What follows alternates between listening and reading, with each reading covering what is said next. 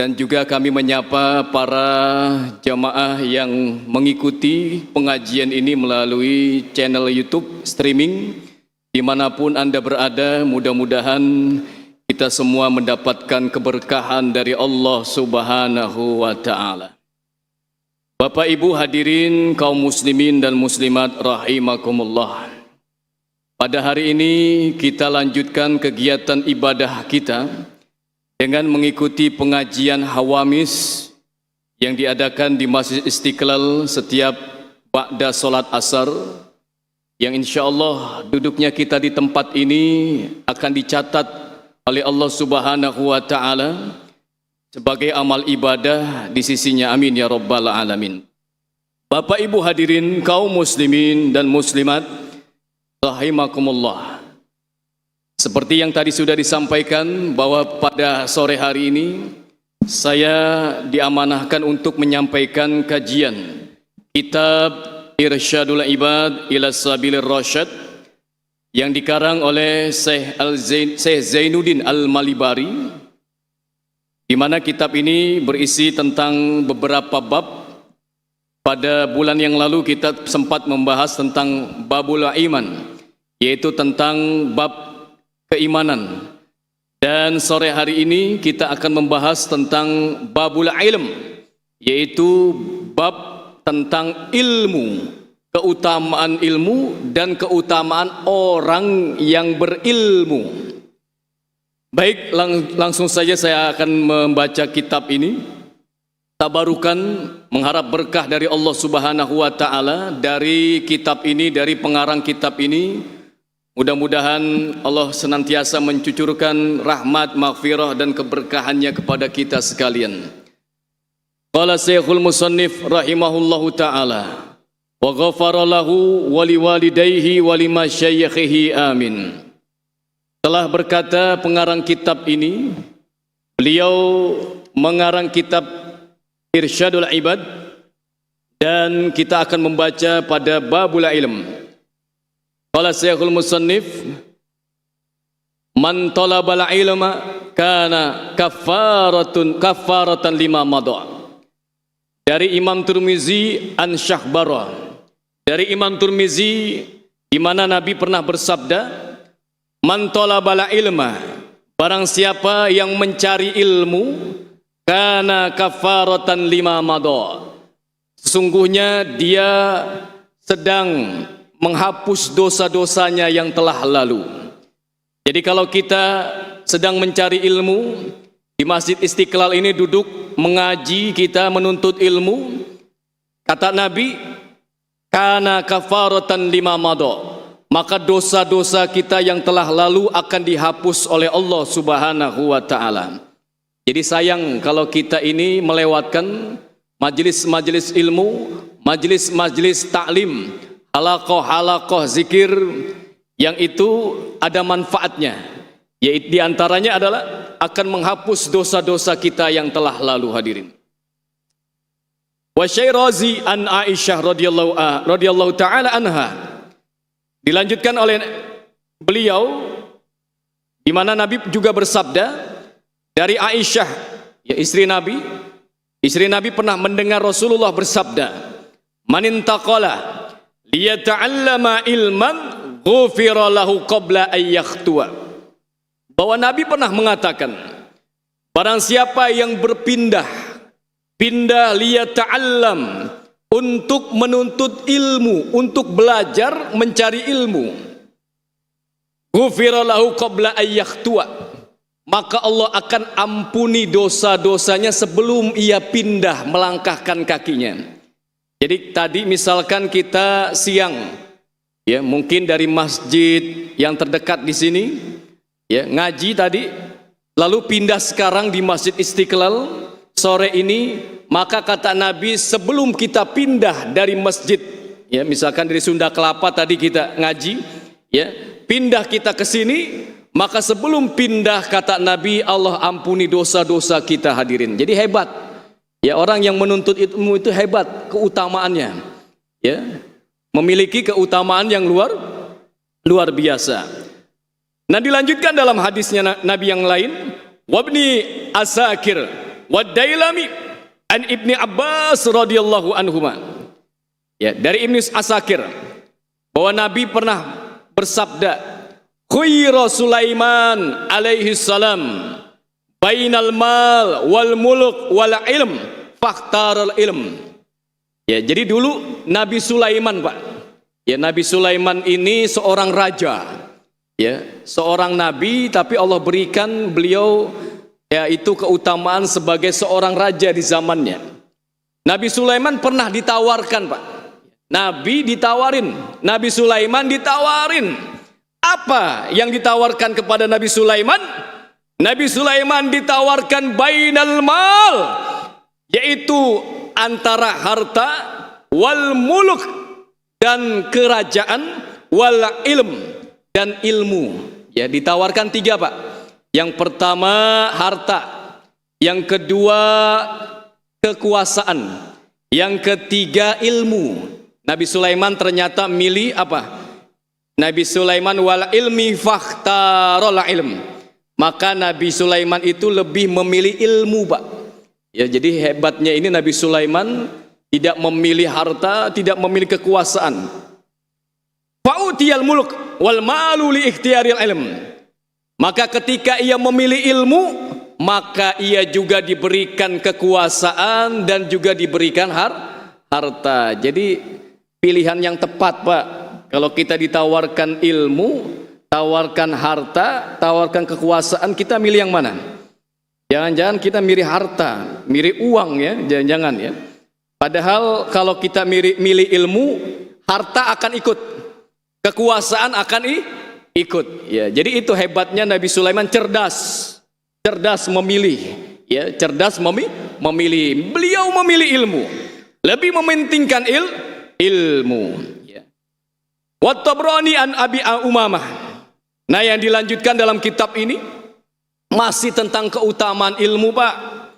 Ya, ayyuma nasin nasya'a fi talabil ilmi wal ibadah hatta yakbura. Nabi pernah mengatakan, setiap orang yang tumbuh, nasya'a itu tumbuh, yang tumbuh fi talabil ilmi, dia senantiasa menuntut ilmu, wal ibadah hatta yakbura, dan dia beribadah sampai dia berusia lanjut.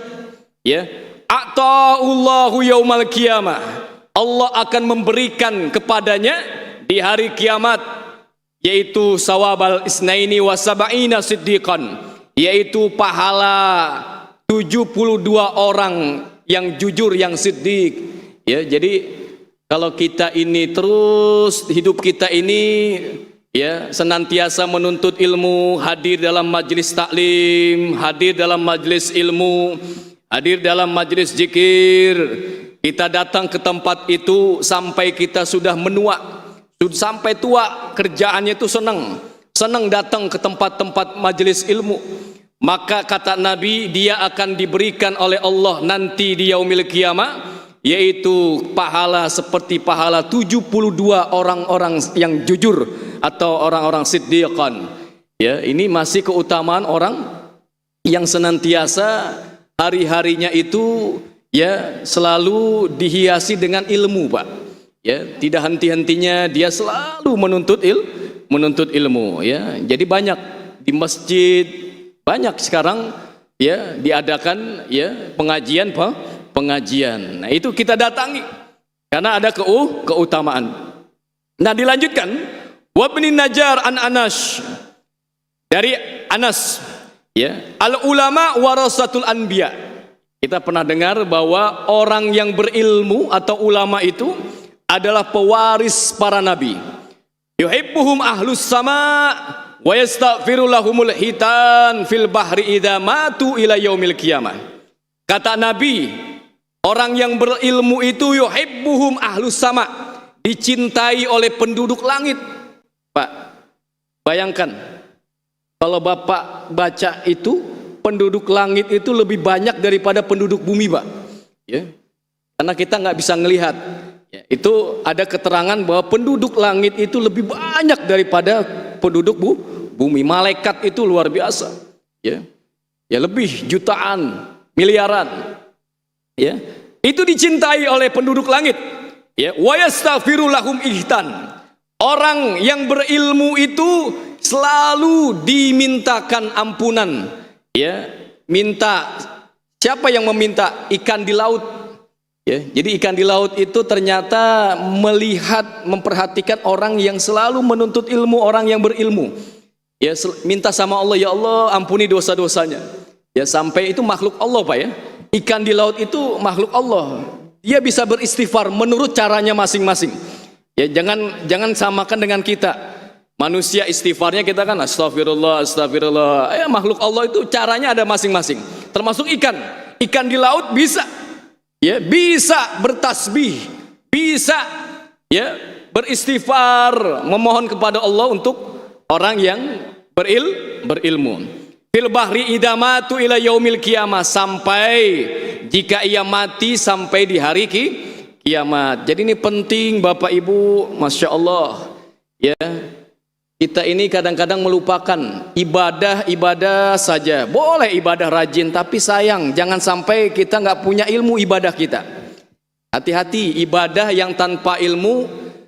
Ya, dalam hadis Nabi mengatakan, ya, saya pernah membaca di luar kitab ini, kullu man bi ghairi ilm, siapa saja yang kullu man bi ghairi ilm ya'malu a'maluhu mardudatun, ya, la tuqbal.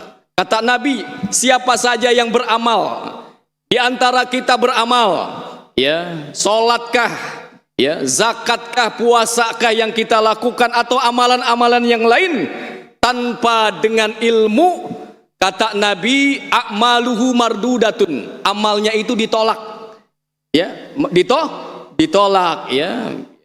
Lam tukbal, tidak diterima. Ya, Pak. Makanya, ya, ibadah, ya, kalau tanpa disertai dengan ilmu itu nggak diterima, Pak, oleh Allah. Ya, mau hebat apapun kita melaksanakan sholat, ya, hampir ribuan kali kita sholat, ya, tapi asal-asalan, ya, asal-asalan, ya, bacanya juga asal-asalan, ya, nggak baca sesuai dengan apa yang Nabi lakukan, itu nggak akan diterima. Maka penting kita punya ilmu, ya, terutama bahas tentang fikih, Pak. Ya, itu kan banyak tentang cara sholat, ya. Perhatikan, ya, kita sudah berpuluh-puluh tahun hidup di dunia ini, jangan-jangan sholat kita ini masih salah, ya, Fatihahnya salah, ya, rukunya salah. Itu belajar, Pak. Ya, kita cari guru, ya, takut, ya, bertahun-tahun kita ibadah tetapi tidak sesuai, tidak dengan ilmu. Belajar penting, ya. Jangan malu kita untuk belajar atau menuntut ilmu. Ini penting. Ya, makanya di Masjid Istiqlal ini selalu ada pengajian untuk mengingatkan kita sekalian.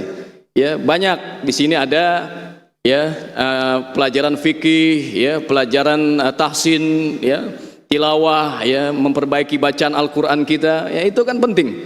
Ya. Ya, jangan asal-asalan baca Al-Qur'an, ya. Makanya ini amal harus disertai dengan ilmu, yaitu ilmu itu, ya, bita'allum. Ilmu itu didapat dengan cara belajar, nggak bisa ujuk-ujuk kita dapat ilmu, harus belajar. Nah, saya lanjutkan sedikit lagi dalam hadis yang lain, masih keutamaan ilmu dan orang yang berilmu. Wal Bukhari an Muawiyah, may yuridillahu bihi khairan yufaqihu fid din.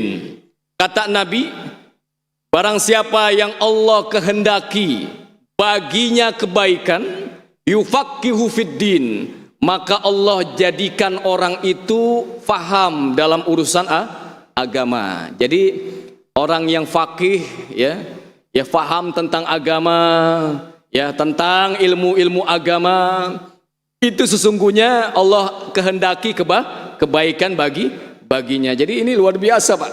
Ya, orang yang faham tentang ilmu, tentang agama, ya, itu sesungguhnya Allah menginginkan kebaikan kepadanya, ya. Jadi, ya, jadi erat kebaikan itu dengan ilmu, ya. Makanya penting ilmu fikih itu, pemahaman tentang agama, ya, tata cara ibadah kita, Ya, itu masih banyak yang salah kalau kita lihat, ya. Ya, bagaimana cara-cara kalau kita sujud misalkan, ya anggota berapa yang harus kena nempel di tempat sujud kita itu kan diatur dalam ilmu fikih, ya nggak bisa asal-asalan.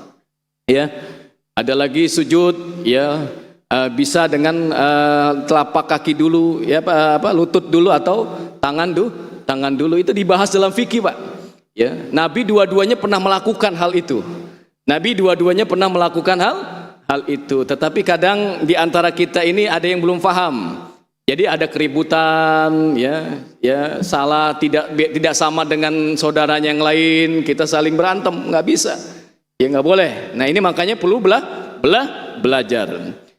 Nah, saya lanjutkan. Wa Tabrani wal Baihaqi an Abi Hurairah. Dari Imam Tabrani dan Imam Baihaqi dari Abi Hurairah radhiyallahu an, ma ubidallahu bi syai'in afdalu minal fiqhi fid din. Tidak ada, ya, amal yang utama, ya, dari paham tentang agama, ya. Jadi sehebat apapun, ya ibadah kita, Pak, ya, kita mau niru-niru orang tahajudnya luar biasa, ya, tapi yang lebih hebat itu adalah orang yang paham tentang agama. Wala faqihu wahidun asyaddu ala syaiton min alfin abid. Nah, ini yang penting. Ya, seorang yang faqih, yang paham tentang agama, satu aja orang itu lebih ditakuti setan daripada 1000 orang yang ahli ibadah.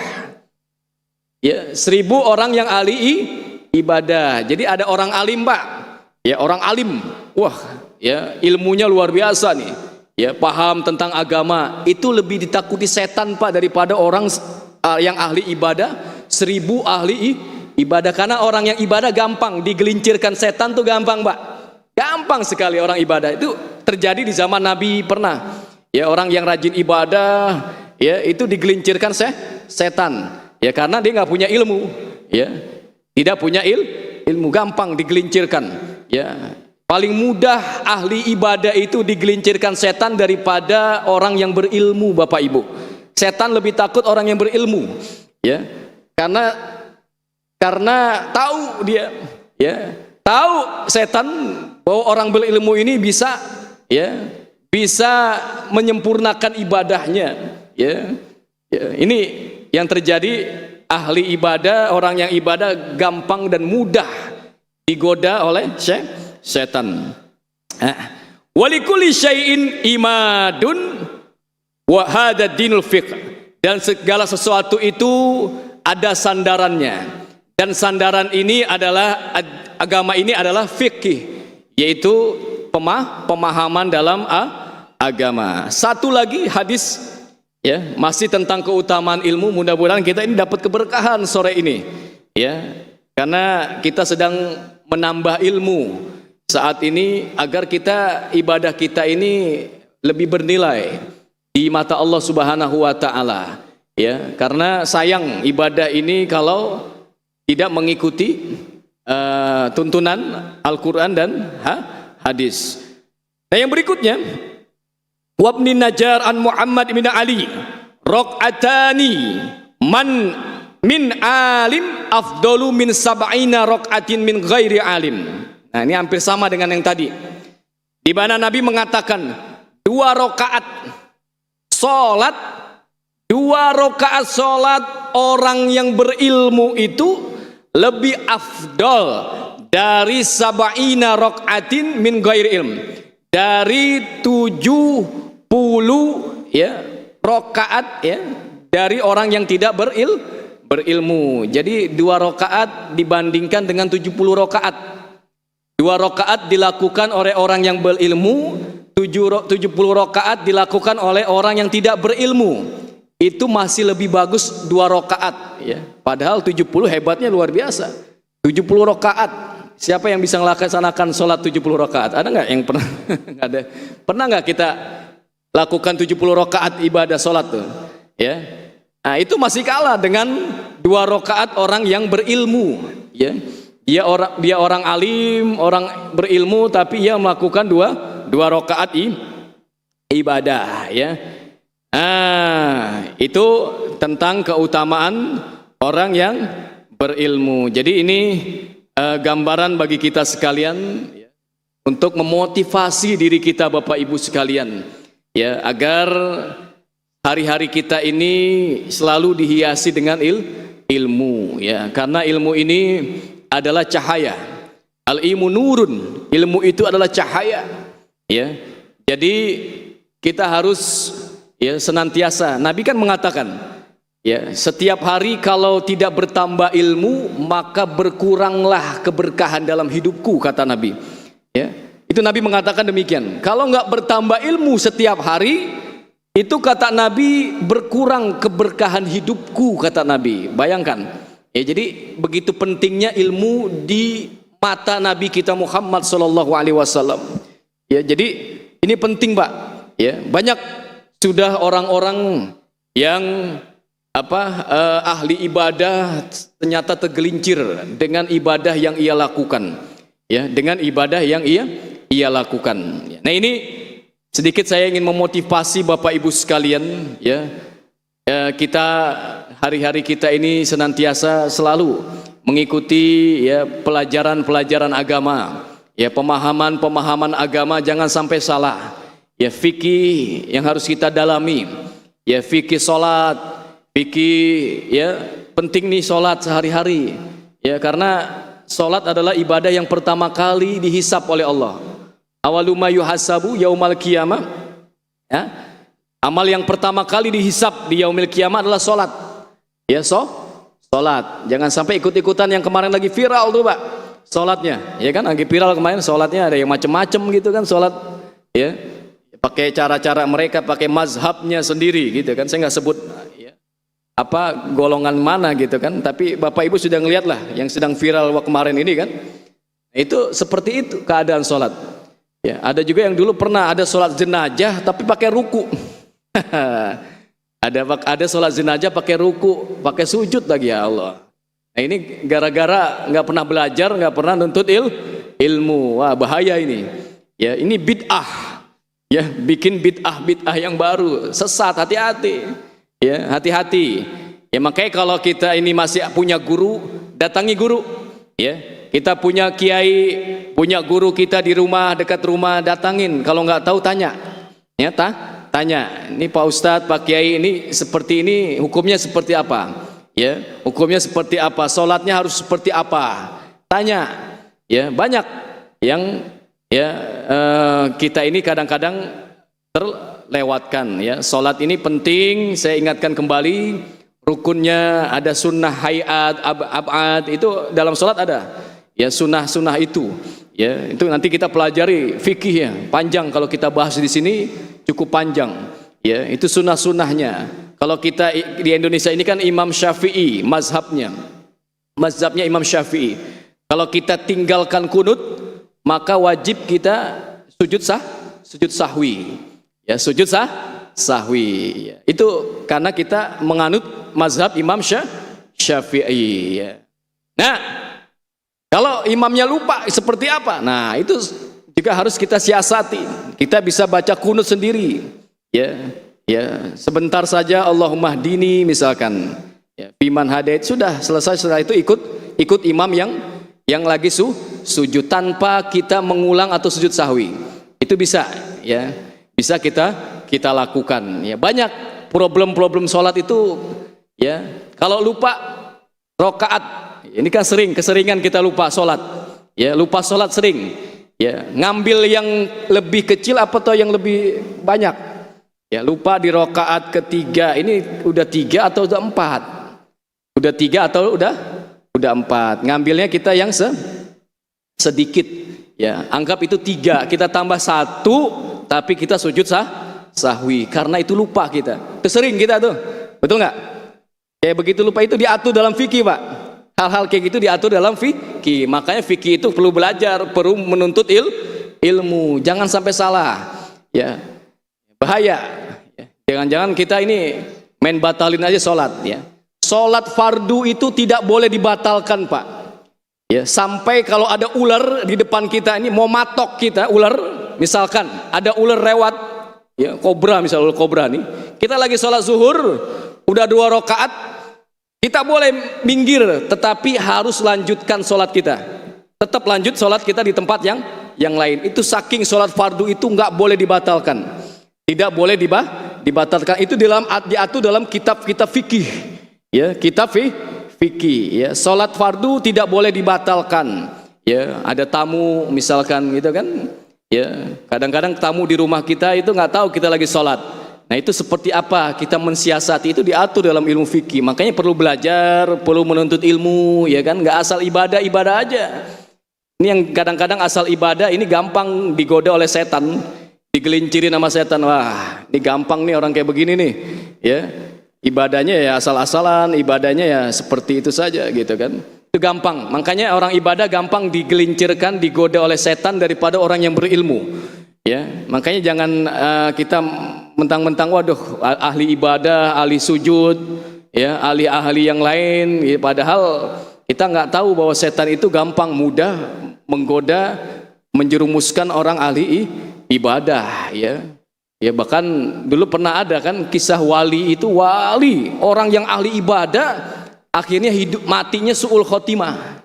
Matinya su'ul khotimah. Jadi jangan mengira orang kelihatan tuh ahli ibadah, masya Allah, ahli sujud, ya. Jangan-jangan nih karena dia nggak punya ilmu, akhirnya gampang digoda oleh setan. Nah, itu kita mengharapkan, ya kita ini kan hidup, ya, mengharapkan berkah dalam hidup kita. Ibadah kita diterima oleh Allah Subhanahu wa taala, ya, dengan ilmu yang kita dapatkan, dan tentu ujungnya adalah akhir kehidupan kita adalah husnul khotimah. Ini yang kita harapkan, ya, yang kita harapkan dari ibadah yang kita lakukan. Mengingat waktu dibatasi kajian kita pada hari ini, kembali saya mengingatkan Bapak Ibu sekalian apa yang kita bahas sore hari ini tentang keutamaan ilmu dan orang yang berilmu, ya. Ini menjadi motivasi bagi kita sekalian agar kita senantiasa menambah hari-hari kita ini dengan ilmu. Terus kita belajar, jangan pernah berhenti belajar, jangan pernah berhenti belajar, ya. Ilmu itu harus belajar. Kita harus, ya, memperbaiki sholat kita, ya. Takut selama ini sholat kita ini tidak sesuai dengan tuntunan Nabi, kita belajar, ya, kita belajar, terus kita belajar sampai sempurna ibadah sholat kita. Kan Nabi ngajarkan, "Shollu kama ra'aitumuni usolli." Sholatlah kalian seperti kalian melihat aku sholat. Kita pernah lihat Nabi sholat nggak? Pernah nggak kita lihat Nabi sholat? Nggak pernah. Ya, kita taunya dari siapa? Ya, taunya dari mana? Ya, dari ulama-ulama. Ya, ulama-ulama, ya, mujtahid, para ulama-ulama, ya, yang tabiin terus sampai ke sini, yang menyampaikan bahwa Nabi ini sholatnya seperti ini dan seperti ini. Ya, makanya kita terus, ya, belajar dan belajar agar sholat kita itu setidaknya, ya, mirip, ya, persis apa yang Nabi lakukan, ya. Ya, kalau mau seperti Nabi tentu ya sholatnya tentu kita khusyuknya luar biasa, ya. Nggak bisa kita ini khusyuk, kan untungnya khusyuk ini adalah bukan syarat dari sahnya sholat, Pak. Kalau menjadi syarat sahnya sholat, mungkin kita sholat ini sudah puluhan tahun tidak sah semua sholatnya.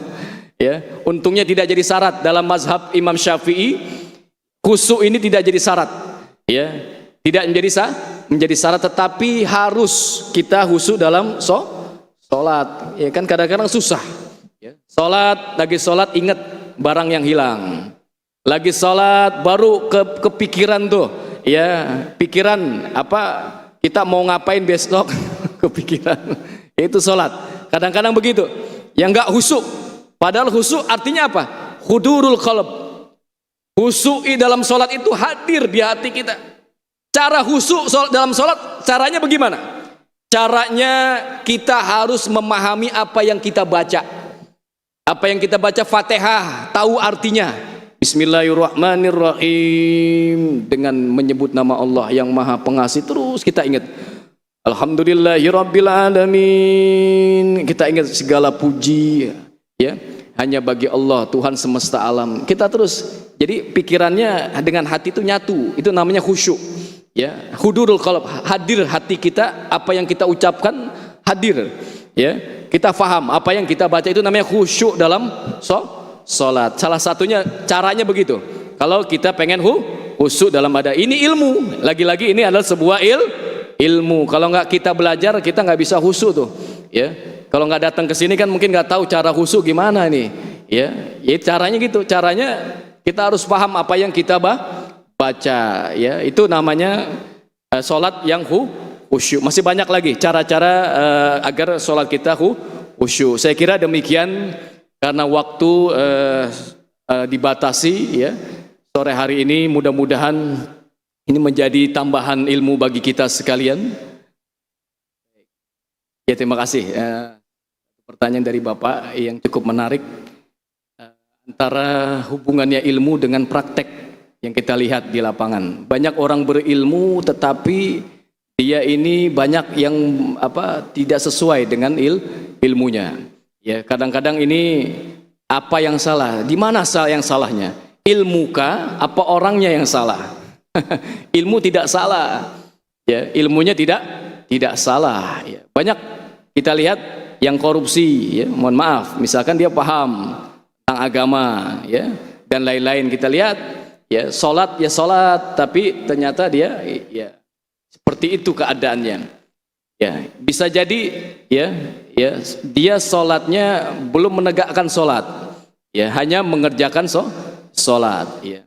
Karena kan yang diperintahkan bukan mengerjakan sholat saja, tetapi harus menegakkan sholat. Di luar sholat harus nilai-nilai sholat harus dipraktekkan. Nah, itu harusnya seperti itu difahami. Yaitu kadang-kadang salah paham. Ya, mereka memahami hanya sekedar ritual belaka. Nah, bisa jadi ilmu itu, ya, kenapa ilmu itu tidak dipraktekkan? Bisa jadi Allah cabut keberkahan ilmu itu, Pak. Allah cabut keberkahan ilmu sehingga dia punya ilmu tetapi dia tidak menjalankan ilmunya, tidak sejalan dengan ilmunya. Itu dicabut keberkahan, Pak. Kita ngeri makanya. Kan dalam hadis mengatakan sayati zamanu ala ummati. Akan datang suatu zaman kata Nabi, ya, yafiruna minal ulama. Ada orang yang lari dari para alim ulama. Ya, maka fayabtaliyahum, ya, salasah baliyat, maka Allah berikan musibah 3 kepada orang itu karena dia meninggalkan para alim ulama. Di antaranya yaitu Allah cabut keberkahan ilmu di dalam dirinya, nauzubillah. Ya, makanya hati-hati, ya, kita kadang-kadang hanya mencari ilmu tetapi keberkahan ilmu, manfaat ilmu tidak kita perhatikan. Keberkahan ilmu itu banyak. Kita dapatkan salah satunya menghormati guru. Menghormati guru, ya, lalu takzim kepada ilmu itu, ya. Dan juga kita tawadu, ya, dengan apa yang kita sudah dapatkan. Nah, ini kadang-kadang ini yang kita perhatikan. Keberkahan ilmu dicabut oleh Allah, itu yang lebih ngeri, Pak. Lebih berbahaya. Kalau udah nggak berkah berarti dia punya ilmu itu tadi, ya, bisa mengakibatkan orang itu, ya, fa'adallu wa adallu, ya, dia sesat dan bahkan lebih sesat, ya. Walaqad zara'na li jahannama katsiran minal jinni wal ins lahum qulubun la yafqahuna biha walahum a'yanu la yubsiruna biha walahum, ya, uzunun la yasma'una biha. Orang banyak di neraka itu orang yang, ya, di mana Allah banyak dari golongan manusia dan jin, ya, karena dia tidak memakai hatinya, ya, tidak mendengar, dia diberikan telinga tidak dipakai untuk mendengar ayat-ayat Allah atau ilmu-ilmu dari Allah Subhanahu wa taala. Ini makanya beginilah kenyataannya, ya, orang yang menjadikan ilmunya itu bahkan dia menturuti hawa nafsunya. Ya, mohon maaf, ada kan yang sekuler, Pak. Ada juga yang sekuler, dia punya ilmu alim tapi sekuler. Ya, makanya Allah kecam dalam Al-Qur'an, afara'aita manittakhadha ilahahu hawa'u. Apakah kalian tidak memperhatikan? Allah jadikan, ya, di mana ada orang yang menjadikan, ya, Tuhan hawa nafsunya itu menjadi Tuhannya. Makanya ilmunya itu diperturuti dengan hawa nafsunya. Ya, makanya dia punya ilmu tapi dia juga didorong dengan hawa nafsu. Makanya ini yang berbahaya.